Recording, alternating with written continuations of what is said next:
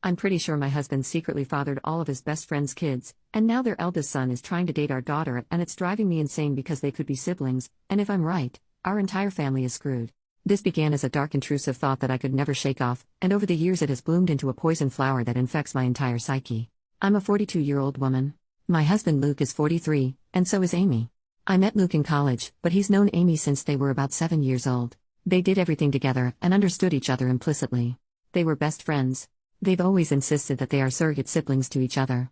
Naturally I, as a new girlfriend, felt a little threatened by Amy and her closeness to Luke, but they both reassured me I had nothing to worry about. That their bond was not romantic and had never been sexual. That Amy really was just the sister that Luke never had. I believed them, and it didn't take long for me to forget any and all insecurities I had about Amy. She became my friend too. She officiated our wedding. Luke and I have built a wonderful life together, and we always had a strong relationship. After we got married and moved in together, we still saw a lot of Amy, and I was fine with that. I've passed many a night on the towns trying to help Amy find a man, as she has always talked about how she is unlucky in love. Luke and I started to have children after we were married, and, at around the same point, so did Amy. For further context, my children are Sophie, 15, Owen, 12, Louise, 10, and Carter, 6. Amy's children are Tom, 17, Haley, 14, and twins, Adam and Jenna, 9. Now, Amy was not in a relationship at this point. She was not married. As far as I knew, she was dating but not consistently. As Luke and I had more kids and our family grew, periodically Amy would find herself pregnant as well. It happened a few times, and Luke and I never knew anything about the fathers in question. I kind of assumed that maybe Amy was sleeping around and not keeping in contact with her one-night stands. Luke agreed this was probably the answer. While I did ask each time if Amy knew the paternity, she always said no, and she didn't seem that worried about the idea of raising kids on her own, so I didn't pester her. Of course, she had us to support her, so there was that. While Amy never asked for any help, of course Luke was never going to let his best friend struggle to stay afloat when she had children to raise. Financially, we are very fortunate and privileged. I have a job that pays handsomely, and Luke also had wealthy parents who already knew and loved Amy, so they were happy to provide for her. My in-laws defy all stereotypes, they are the kindest and gentlest people, so we were able to support Amy. To get her somewhere to stay with her kids. People might be tempted to call her a leech, but I never saw it that way. None of us did. She needed help and we had the means to help provide it. I also know people are going to criticize her for her lack of responsibility and question why she never used more reliable birth control. Honestly, that is a long story that I don't want to get into because even I don't fully understand her reasoning, but it was quite important to her that she never be on birth control and that whatever came of that choice, she would accept. It wasn't religiously motivated, I know that, but it was that degree of significance to Amy. She really did not want to take birth control. She's explained it to me more than once, but I'm still not clear on why. Of course, Amy being Luke's best friend since they were kids, it's not unreasonable that sometimes they hang out together while I'm not there. Hey, that's fine. Sometimes I hang out with Amy one-on-one as well, though Luke does it more. She was his friend first. This included him going over to where she was staying and at times, sleeping over there. Was I a fool to trust him and believe nothing was going on? Perhaps. But for years, they presented as being buddies. Like siblings. I didn't pick up on any vibes between them, not ever. As one can expect, our children were brought up together. Not in the same house, but we made sure Amy's children met ours from a young age, and they always got along and strong bonds of friendship have formed over the years, which is good. Especially if I'm right, and they share blood. I've been dawdling getting to the main point. Yes. I have come to suspect that Luke fathered at least one of Amy's kids, if not all of them. Frankly, I do suspect they are all his. I would never have believed my husband to be capable of such a thing, and he's given me no indication that he is the unfaithful sort. But he does spend a lot of time with Amy, and I have to confess I cannot remember seeing her with any real boyfriend over the years. She would talk to men at bars and parties, I would try to be her wingman, and so on. But nothing ever seemed to really happen, so when she got pregnant the first time, I was curious. When it happened again, and again, I began to wonder if she had some sort of secret fella who she didn't want us to know about for whatever reason. But I couldn't think of any reason why she would hide him, especially from her children. After Carter, our youngest, was born, Luke and I agreed that the time had come for him to have a vasectomy. Amy's twins had come just a couple of years prior. Of course, after the procedure, Luke and I continued to make love, but I no longer had to think about pregnancy. Meanwhile, Amy never got pregnant again after the twins. Is it a coincidence that Luke had a vasectomy and then both of us stopped getting pregnant? I don't know. But Luke would still visit her, and he wasn't just going to see her, but checking up on her children as well. In general, I should have paid more attention to it sooner, but Luke has always acted like a father to them, especially as they've gotten older. He's the father they never had. He doesn't neglect me, or our children, not one bit. He's doing double duty. By itself, it's not weird that he's like a dad to Amy's kids who don't have a father. You might even say it's a good thing. But when you put it together with a bunch of other small issues, it starts to look suspicious. There is appearance as well.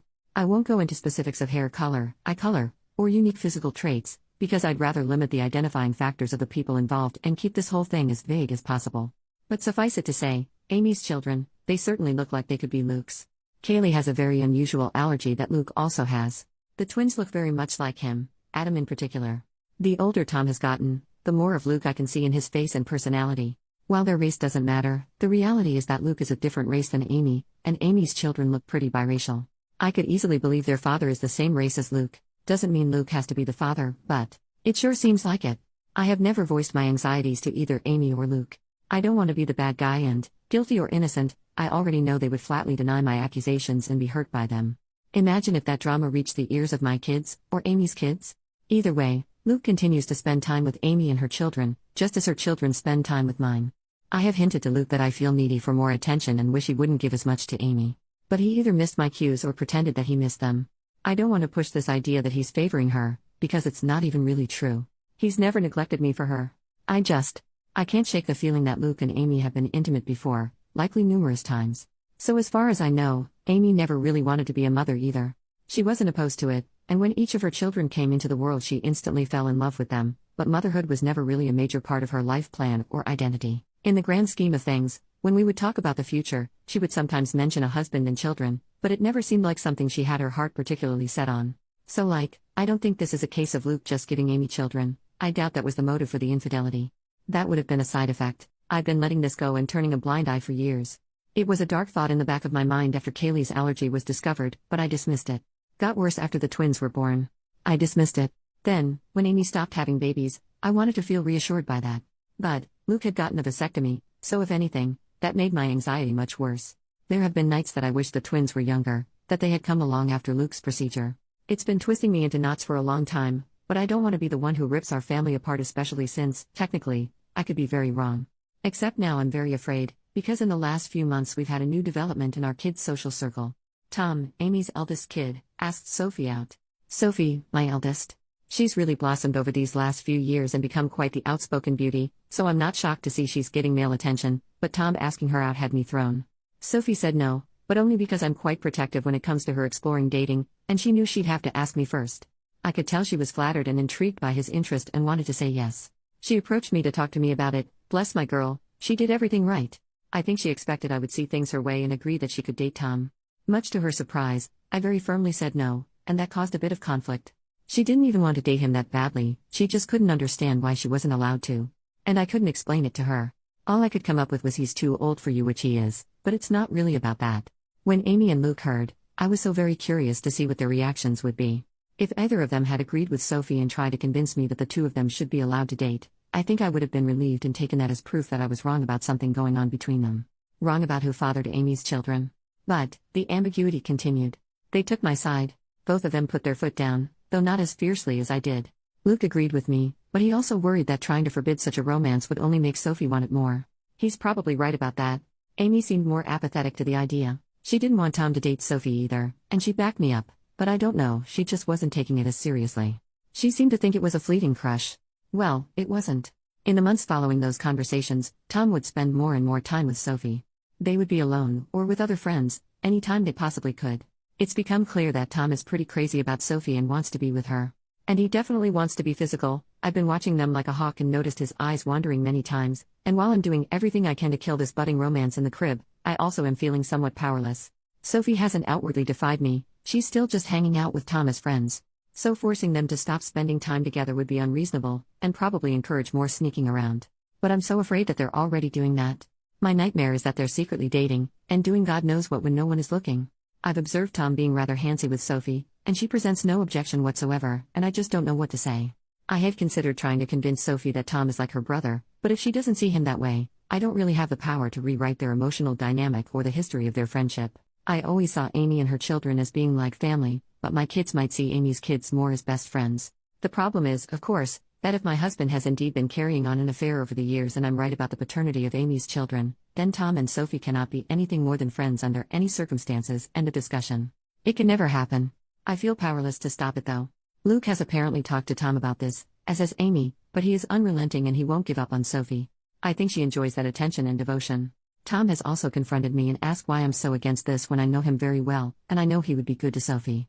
I didn't know what to say other than to fall back on her being too young for him. But that won't work forever. If, God forbid, they're still attracted to each other in a few years, then they'll probably pursue this, and once they're legal adults, there's nothing I can do about it. Amy and Luke agree with me that Tom cannot date Sophie, but that's all they've really done. They feel just as powerless as me to prevent teen love. It genuinely feels sometimes like they've just given up and will bury their heads in the sand about this. Just do nothing and hope the feelings pass as Tom and Sophie get older. Which, yeah, they're in high school. It's unlikely Tom will be in love with Sophie forever. But my fear is that she'll let him do something intimate with her before that time comes, something neither of them can take back. I am this close to opening a door I cannot close, this close to screaming at Luke that all this wouldn't be happening if he hadn't cheated on me these many years. If he hadn't been all but raising a second family with his surrogate sister behind my back. Now Luke's son wants to screw our daughter, his actual sister, because as far as he knows, she's just his childhood friend. And it's all Luke and Amy's fault for what they've done. If I speak up, everything gets blown to hell. On the off chance that I am wrong, I'm a horrible monster who accused the love of my life, and one of my closest friends of doing something horrible. If I'm right, it still tears our entire structure apart. The family and social unit we've become over the last several years is gone, and everyone will be stressed and upset even if Luke and I don't divorce. If I do nothing, Sophie's eventually going to sleep with Tom and be his girlfriend. And I'm low-key terrified it will happen sooner than later, or worse, that it's already happened under my nose. I hope to hell this relationship fades as they mature, but what if it doesn't? What if they wind up being together for years?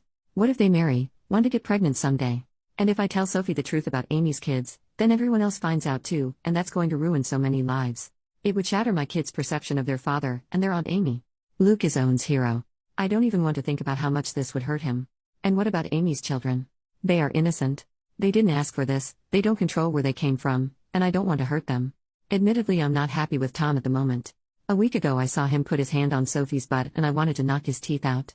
But even he doesn't deserve to be burdened by the knowledge that it's his half-sister he's been fantasizing about. It's also messed up and I don't know what to do. I've been looking the other way and letting my husband and his best friend insult me for such a long time now. I thought I could live with it. But this business with Tom and Sophie has me going mad. Update 3 days later. First of all, wow. I did not expect my post to get as much traction as it did. I was half worried that someone in my family or social circle might find it, especially when someone alerted me that the post had been shared to Facebook. But, as far as I can tell, no one in my family has seen it. I want to thank all of the kind commenters who wished me well. To those who were more frustrated with my indecision, I get it. But I was operating with an uncertain situation and the stakes were incredibly high. I feel like no matter what choice I made, something could and likely would go wrong. I've spent the last 5 years imagining different scenarios based on different ways I could go about this if I ever decided to act on it. To everyone who is clamoring for an update, I have one for you. I previously said that I was going to do a secret DNA test, that I had decided on that course of action. In the end, I couldn't go through with it, and now I am regretting that, because the window to do so has essentially closed. I just felt like it would be out of line for me to do that to another person's child behind their back.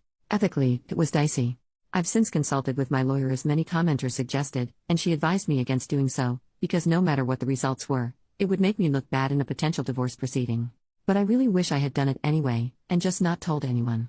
Because I really, badly need to know, and I still don't know for sure. Likewise, I wanted to tell Sophie in confidence, but the more I thought about it, even that seemed over the line. Like I had no right to plant such ideas in her mind about her father without even talking to him first. So, what I ended up doing was confronting Luke and Amy. Many comments suggested this as well. I finally told both of them that we needed to have a serious talk. It felt counterproductive to approach just one of them, because I figured they would tell the other about what happened in their own words before I could prepare my own. I wanted them both to hear what I had to say. Once all the kids were at school, I laid down all of my suspicions and the reasons. I made it clear how much I loved both of them, but a combination of clues had led me to notice the similarities between Luke and Amy's children. And I didn't even list all of them in the original post. For example, Luke has been a sleepwalker in the past. So have Sophie, Tom, and Adam. I said over and over how much they meant to me and how I didn't want to believe it, but the thought had crept into my mind in the past. How I had dismissed it before, but now, with Tom and Sophie having crushes on each other, it became necessary to pose the question. So I asked if they had ever crossed the line, if Luke had ever been unfaithful, if there was even the slightest possibility that any of Amy's children were his. I was just trying not to cry. Well, they reacted exactly as I would have expected. Their responses were perfect and so very well rehearsed. I genuinely can't tell if it was honest emotion or powerful gaslighting. Amy was more upset than Luke, or at least more outwardly upset. She was angry, offended at the accusation. Luke just seemed heartbroken by it. Maybe they were just acting, but I don't know. Somehow they had reasonable responses to all of the points I brought up. They asked questions I didn't know how to answer. I had never objected to them having alone time before. Why did it suddenly bother me now?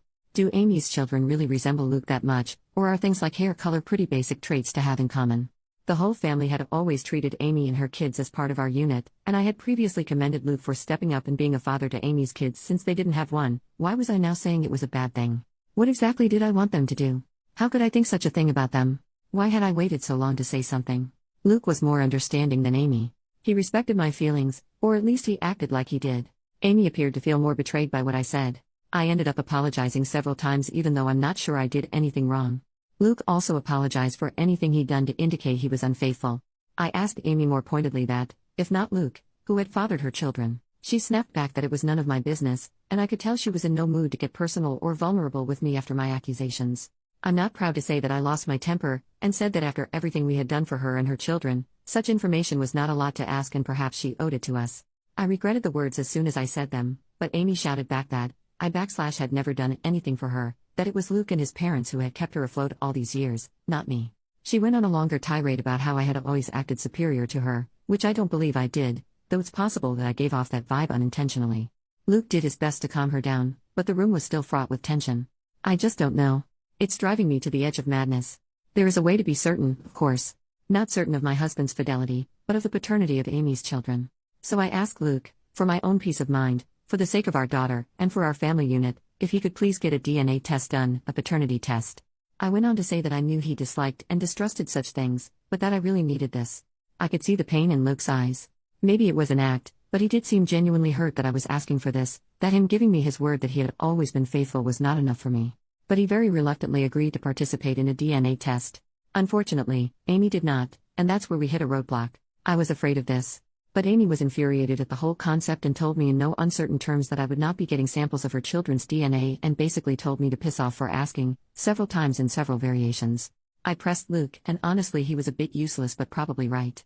He tried to convince Amy but she wouldn't hear of it, and he kind of shrugged to me when I pushed him for further support. Because he can't force her to get the tests done, if she refuses, that's really a dead end. Trust me, it is. I looked into this quite a bit and consulted with my lawyer. The problem is, Luke could, in theory, petition the court to demand a paternity test for Tom and the others. The issue is that, to do this, he'd essentially be claiming he slept with Amy and he believes her children to be his. That would be the version of events he'd be maintaining. But Luke has staunchly insisted that nothing ever happened with Amy. That he never cheated on me. Whether or not he's being honest about this is another story, but he'd essentially have to go on record and make a claim that he isn't prepared to make. He is quite certain the children aren't his and he has no intention of fighting for custody of them, so no judge is going to compel Amy to submit samples of her children's DNA. Tom is also old enough that his consent would be a factor. If both he and Amy refuse to participate in the test, it's unlikely that Luke would have a case. He'd have to target one of Amy's younger children, like say, one of the twins. But he doesn't want to do that. He doesn't want to take his best friend to court to prove something that, in his words, he already knows isn't true.